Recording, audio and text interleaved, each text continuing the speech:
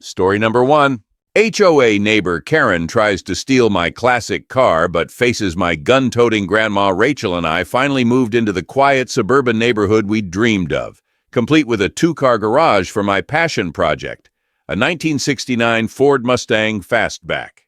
I had spent years restoring it, and it wasn't just a car. It was my pride, my work of art. But our peace didn't last long, thanks to Karen, the self-appointed queen of the HOA. It all started on a sunny Saturday when I fired up the Mustang's new 302 V8 engine. The powerful roar filled the street as I took the car for a quick test drive. The sound was music to my ears, but Karen, standing on her perfectly manicured lawn, clearly thought otherwise. "Do you mind? Some of us enjoy peace and quiet," she snapped, glaring at me. I parked the car in the garage, thinking it was just a minor annoyance. The next morning, I found a formal HOA complaint in my mailbox about the car's noise. Karen had wasted no time making her move. "Maybe she just needs a hobby," Rachel joked, but I knew better. Karen thrived on controlling the neighborhood, and I'd just become her next target. A few days later, Karen stormed up to my house with 2 neighbors, Tom and Linda, in tow. "That car doesn't belong in our community," she declared, crossing her arms. Tom added, "We're all talking about it. It's disruptive and doesn't fit our HOA standards." I tried explaining that the Mustang was my passion project, but Karen wasn't interested. "We'll see what the HOA has to say after their inspection," she said smugly before storming off. Rachel rolled her eyes. "She's like a walking rule book with legs." Grandma, who had moved in with us recently, leaned on her cane and smirked. "Let her try. She doesn't know who she's messing with." I decided to get ahead of the HOA inspection and took the car to a mechanic to reduce the noise while keeping its power intact. It wasn't cheap, but it was better than letting Karen win. Just as I thought things were calming down, Rachel caught Karen photographing the Mustang from different angles. Later that week, the security camera I installed paid off. At 3 a.m., Karen was caught on camera trying to scratch the car with a key. The next morning, I confronted her with the footage. "Care to explain this?" I asked, holding up my phone. Karen's smirk faltered, but she quickly snapped, "It's not what it looks like." Grandma, appearing behind me with her trusty, unloaded shotgun, said, "Morning, Karen. Lovely day for leaving other people's property alone, don't you think?" Karen turned pale and muttered, "Fine, I'll stay away." But Karen wasn't done. Days later, the Mustang vanished from the garage. The security footage revealed Karen towing it away in the dead of night. Furious, I called the police and tracked the car to a shady lot. When we arrived, Karen was there, arguing with the lot manager about fees. "This car was violating HOA rules," she shouted. The police weren't buying her story, especially after the lot manager confirmed she had no authorization to tow the vehicle. Karen's smugness quickly crumbled as the officers ordered her to return the Mustang immediately. "You'll regret this," she muttered as they handed the car back to me. But Grandma wasn't satisfied. "We're not just letting her get away with this," she declared. Over the next few days, Rachel, Grandma, and I compiled all the evidence. The security footage, Karen's unauthorized towing, and the lot manager's testimony. Grandma even wrote a speech, and we prepared to expose Karen at the next HOA meeting. When the day of the HOA meeting arrived, the tension in the room was palpable. The meeting hall, usually reserved for discussions about landscaping or parking regulations, was now packed wall to wall with curious neighbors eager to hear the showdown between Karen and my family. Karen sat confidently at the front of the room, her arms crossed and a smug expression plastered across her face. She whispered to Linda and Tom, her 2 loyal allies, clearly believing she had the upper hand. But then, Grandma stood up. She didn't rush. She didn't fumble with notes. She simply straightened her posture, leaned lightly on her cane, and gave the room a glance that could silence a storm. "Good evening, everyone," she began, her voice steady yet commanding. "I'm here today not because I enjoy drama, but because it's important to speak up when things go too far." She began to detail Karen's harassment with precision and confidence. From the noise complaints to the midnight keying incident, from the unauthorized towing to her repeated attempts to intimidate us, Grandma left no stone unturned. She even played the security footage of Karen crouching by the Mustang with a key and the clip of her towing the car in the dead of night. Gasps filled the room.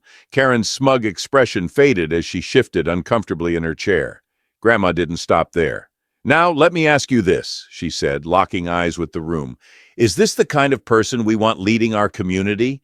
Someone who bullies neighbors, ignores rules, and puts their own interests above everyone else's? Because to me, that's not leadership. That's selfishness." For a moment, the room plunged into silence, so thick you could almost hear hearts beating. Eyes darted around the packed community hall, landing on Karen, who sat frozen, her face an unreadable mix of shock and fury. Then, like a wave, whispers began rippling through the crowd. It started with a murmur here and there, soft voices trading words of disbelief and agreement. One by one, neighbors began nodding, their expressions shifting from passive observation to solidarity. From the middle of the room, a man in his 50s stood up. "She's done the same thing to me," he declared, his voice carrying over the whispers. Heads turned toward him as he continued, recounting how Karen had harassed him for parking his work truck in his driveway, despite it being well within HOA guidelines. A woman near the back chimed in. "She made me tear down my kid's treehouse because it ruined the neighborhood aesthetic." Her voice trembled with indignation, and a ripple of gasps followed. Another voice, then another and another, neighbors sharing their grievances, each story painting Karen as a relentless tyrant who wielded her HOA title like a weapon. The murmurs grew louder, rising into a unified chorus of agreement. The room buzzed with energy, neighbors finally airing grievances they'd held back for years. Karen's smug demeanor began to crack. Her hands gripped the edge of her seat, her knuckles white as she tried to maintain composure. She opened her mouth to speak, but no words came. The HOA members at the front of the room exchanged glances, their discomfort evident. Finally, one of them, a man named Bill, cleared his throat.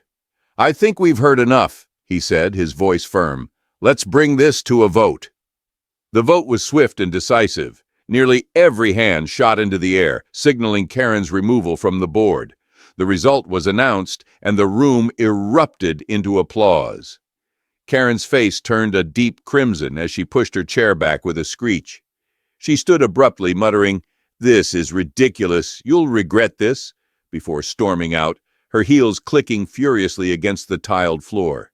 As the door slammed shut behind her, the applause grew even louder, a cathartic release for a community that had long endured her reign of terror. Neighbors turned to each other, smiling and shaking hands, their shared relief palpable. Later that week, as Rachel, Grandma, and I took an evening walk, the air finally felt lighter.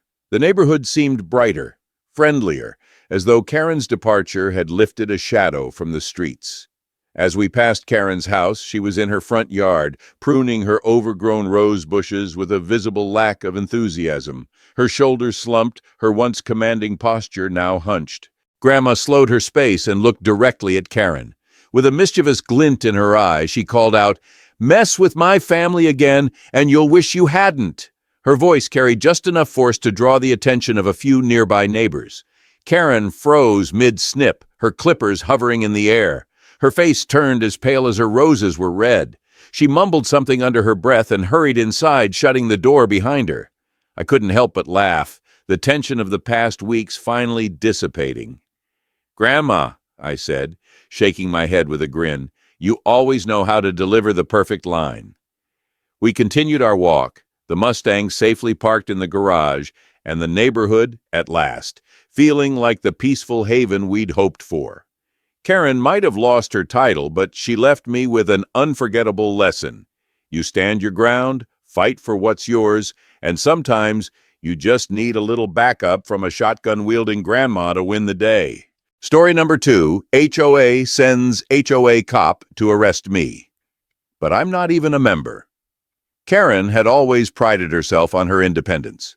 When she bought her suburban home, it felt like a dream come true, a quaint house with a backyard big enough for a pool and privacy that allowed her to relax after long days at work. The pool, of course, was her crowning achievement. Not one of those massive luxury models, but perfect for her needs, cooling off in the summer, hosting barbecues, and occasionally floating with a book in hand. For months, Karen enjoyed her backyard oasis. Her neighbors waved politely, the weather cooperated, and everything seemed perfect, That is, until one sunny afternoon when a sharp knock echoed through her back door. Karen, still drying her hair after a swim, opened the door to find a man in a Navy uniform. His badge gleamed in the sunlight, and his clipboard looked ominous. "You're in violation of HOA regulations," he said, his voice flat and official. Karen frowned. "HOA regulations? I'm not part of an HOA. Your pool isn't registered, and it doesn't meet the community safety standards," he continued, as if he hadn't heard her. "You'll need to comply within 30 days, or you'll face fines and legal action." Karen couldn't believe what she was hearing. "There must be some mistake," she said, shaking her head. "I never signed up for an HOA. I don't even think this neighborhood has one." The man raised an eyebrow, handed her a notice, and left without another word. Karen slammed the door and marched back to her kitchen. This had to be a scam. The next morning, Karen found an official letter from the HOA on her doorstep. It reiterated the uniformed man's claims and included a list of demands: a fence of a specific height, liability insurance, regular inspections, and registration fees. The fines, should she fail to comply, were steep enough to make her stomach drop. Karen called the real estate agent who had sold her the house. "This has to be a mistake," she insisted. The agent hesitated. "Karen, sometimes HOA clauses are buried deep in property agreements. It's possible you missed it." Karen wasn't convinced. She spent the afternoon combing through her purchase documents, and sure enough, hidden in fine print, was a mention of the HOA. It wasn't something she'd knowingly agreed to, but it was legally binding. Furious, Karen attended the next HOA meeting. The room was small but packed with people, most of whom seemed indifferent or intimidated by the board at the front. The president of the HOA, Barbara, sat center stage, exuding smug authority. Karen stood up, holding the HOA notice. "I wasn't properly informed about any HOA when I bought my house," she began, "and now you're telling me I need to make changes to my private property. This is ridiculous." Barbara didn't even flinch. "The rules are clear, and they exist for the safety of the community. If you didn't read the documents, that's not our problem." Karen tried to argue, but Barbara cut her off, listing the penalties for non-compliance. The meeting ended with Karen feeling both dismissed and determined. Karen wasn't one to back down. She decided if the HOA wanted a fight, they'd get one. First, she planted tall hedges around her pool to block it from view. Then, she took it a step further. She poured food coloring into the water, turning it bright green. Her neighbors were baffled. At the next HOA meeting, Barbara demanded to know what was wrong with Karen's pool. Karen smiled sweetly. "Oh, I'm just experimenting with eco-friendly water treatments. Perfectly safe." But the HOA wasn't done. Notices piled up on Karen's doorstep. HOA cops patrolled her street, taking pictures of her property. One even threatened legal action and arrest. Karen didn't let it slide. She began documenting everything: letters, photos, and even video evidence of the harassment. One night, Karen heard rustling outside. Peeking through her curtains, she saw someone crouched by her pool. She grabbed her phone and recorded the shadowy figure dumping something into the water. The next morning, her pool was filled with foam and an unpleasant smell. Karen reviewed the footage and saw Barbara herself sneaking away from the scene. "This is war," Karen muttered. She went to the police, filing a report for property vandalism. She also shared the footage online, where it quickly went viral. The neighborhood buzzed with gossip about Barbara's late-night antics. At the next HOA meeting, Karen walked in with her lawyer and a projector. As the room filled, she played the footage of Barbara vandalizing her pool. Gasps filled the room. Barbara's face turned red and she stammered, "This is taken out of context." Karen's lawyer stepped forward. "Not only has the HOA failed to notify my client properly about its regulations, but this footage clearly shows misconduct by its president. We're filing a formal complaint and taking this to court." The room buzzed with murmurs as Karen's evidence played on the projector, revealing Barbara's late-night vandalism. Neighbors exchanged looks, some whispering to each other, while others shook their heads in disbelief. A few stood up, emboldened by Karen's bravery. "I've had enough of her fines," one neighbor said loudly. "She charged me for parking in my own driveway. She threatened to remove my kid's swing set," another chimed in, her voice trembling with anger. Karen stood firm at the front of the room, her lawyer beside her. She glanced at the board members, who now looked uneasy, their earlier smugness gone. Barbara sat stiffly, her face flushed with embarrassment. She opened her mouth to speak, but Karen raised her hand, cutting her off. "You've terrorized this community for years," Karen said, her voice calm but commanding. "And now everyone can see the truth. This isn't just about my pool, it's about how you've abused your power to control people's lives." The neighbors erupted into applause. Barbara tried to regain control, raising her voice over the commotion. "This is all being blown out of proportion." "Enough!" Karen's lawyer interrupted, his tone sharp. "We have more than enough evidence to proceed with legal action. But the choice is yours. Step down now or face the consequences in court." A vote was called and the decision was unanimous. Barbara was removed from her position. She stormed out of the room, her heels echoing in the silence, refusing to meet anyone's gaze. In court, Karen's lawyer presented an airtight case. The judge watched the footage of Barbara's sabotage and listened to the accounts of Karen's harassment. The neighbors' testimonies only strengthened Karen's position, painting a picture of an HOA that had gone too far. The judge didn't hesitate. The HOA failed to notify this homeowner properly and acted inappropriately under the leadership of its president.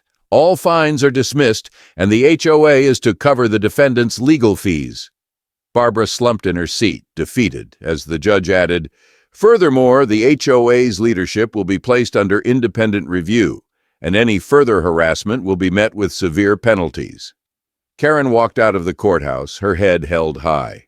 That evening, Karen cleaned her pool, scrubbing away the last traces of green dye. As the water sparkled under the setting sun, she reclined on her inflatable raft, lemonade in hand, finally able to enjoy her backyard in peace.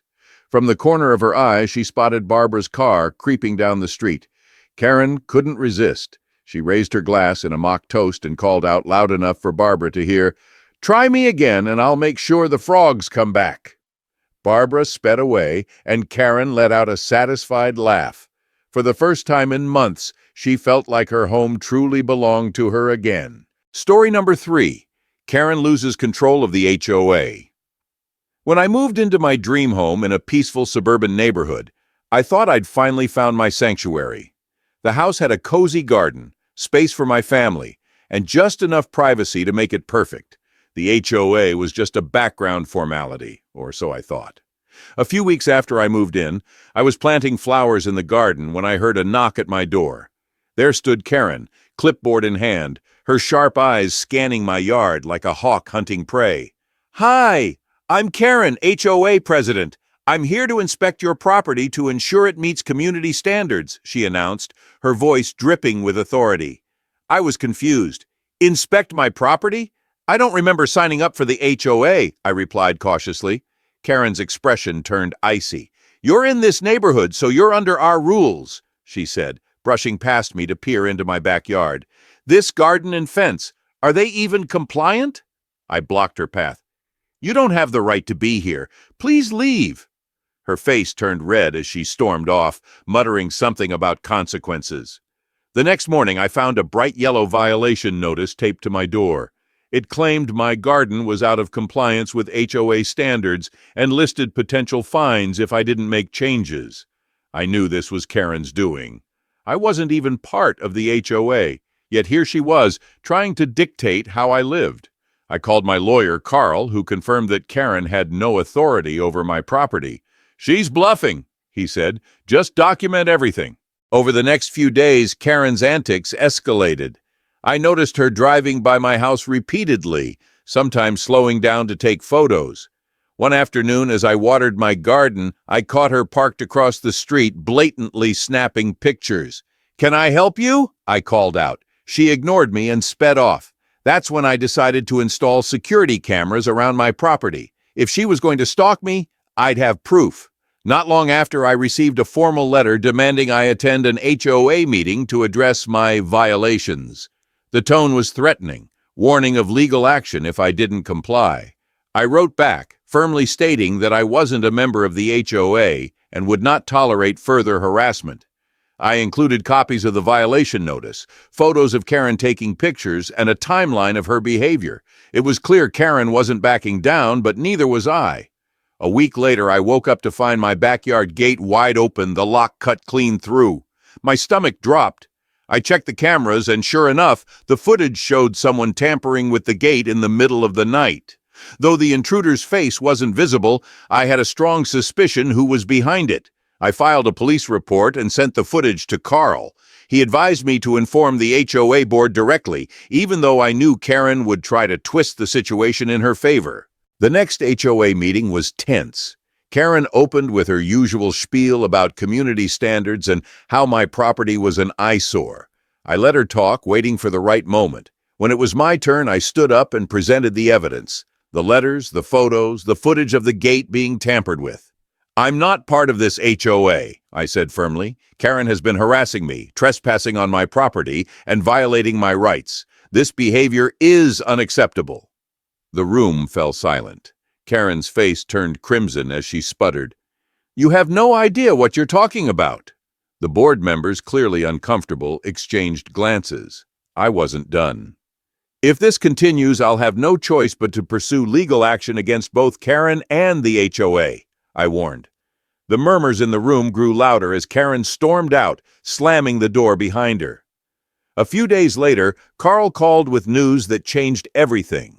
His voice had a confident edge as he explained, "I've uncovered solid proof that Karen has been exploiting her position as HOA president for personal gain.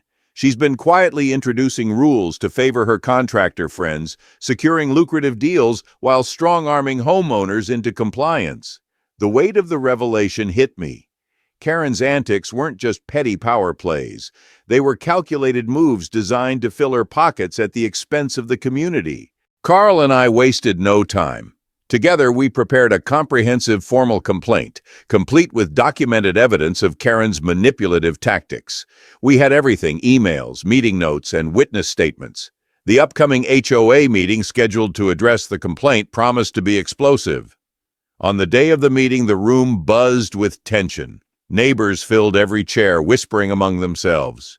Karen sat at the head of the table, her usual air of confidence noticeably faltering. When Carl presented our case, it was like pulling back a curtain to reveal the chaos Karen had been orchestrating behind the scenes. One by one, the pieces of evidence were displayed. Emails showed her coordinating with contractors for personal kickbacks. Witnesses recounted instances of intimidation. Photos and video footage backed up claims of her trespassing. The silence in the room grew heavier with every detail. Karen tried to defend herself, leaning into her usual bluster. "This is a misunderstanding. These accusations are baseless," she declared, but her voice wavered under the weight of the evidence. The board, once hesitant to challenge her, now seemed to see her true colors. When the final vote was called, the decision was unanimous. Karen was removed from her position as HOA president. Her reaction was as dramatic as expected. She shot me a venomous glare before storming out of the room, slamming the door behind her.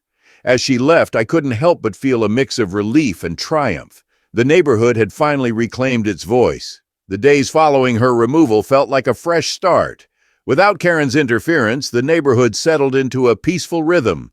I tended to my garden without looking over my shoulder. The cameras I'd installed no longer felt like a necessity, but a memento of a battle hard fought and won. One evening, as the sun dipped below the horizon, I sat in my backyard, sipping a glass of lemonade. The tranquility felt earned. My garden thrived, and for the first time in months, my property felt truly mine. Suddenly, Karen's car crawled down the street, her defeated silhouette visible through the window. I raised my glass in a mock toast and smirked. "Mess with me again," I murmured to myself, "and this time the law won't just knock, it'll break down the door."